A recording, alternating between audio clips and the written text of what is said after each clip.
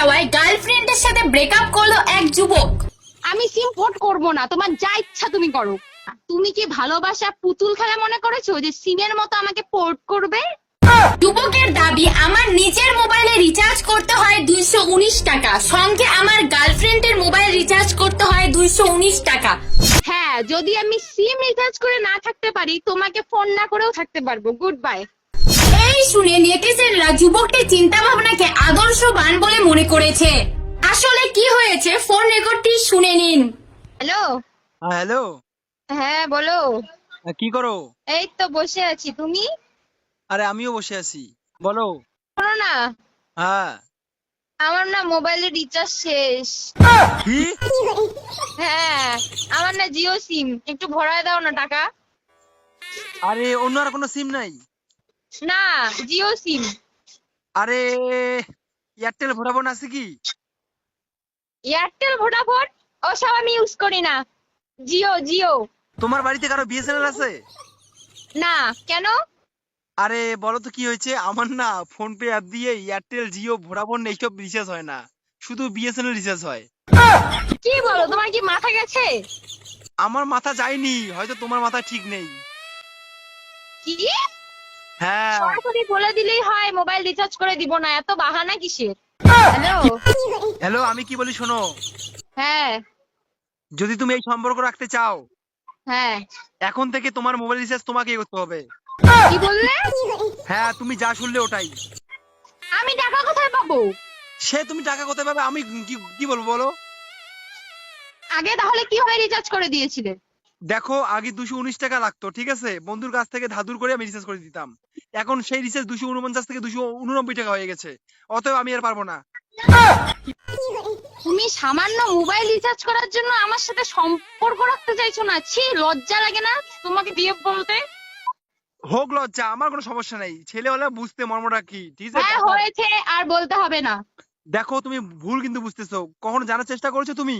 আমার নিজের সিম 249 টাকা সিম, এখন কত হয়েছে জানো তুমি?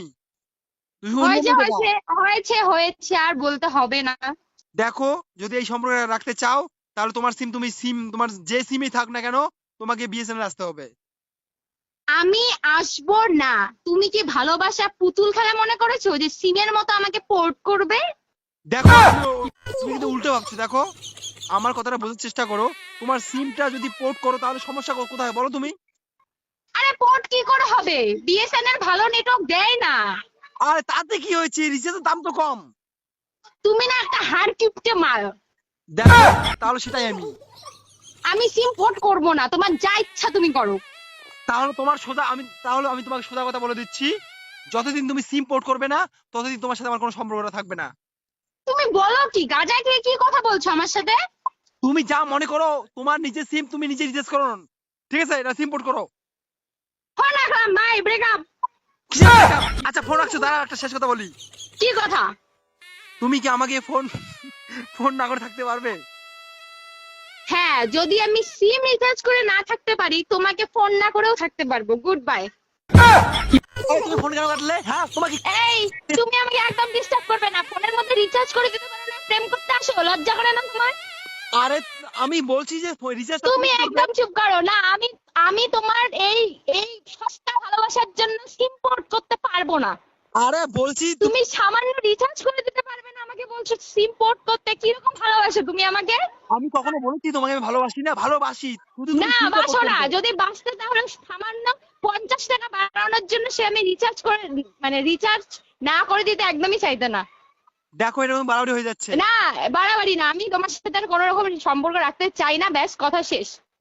তুমি সামান্য রিচার্জের জন্য আমার সাথে সম্পর্ক রাখবেই না? না, এটা কোনোদিনও সম্ভব না।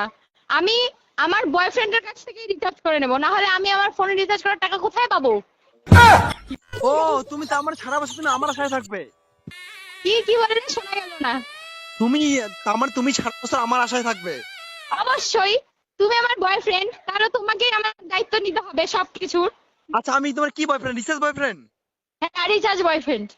বালের আমি আমি তোমার সাথে ব্রেকআপ বাল।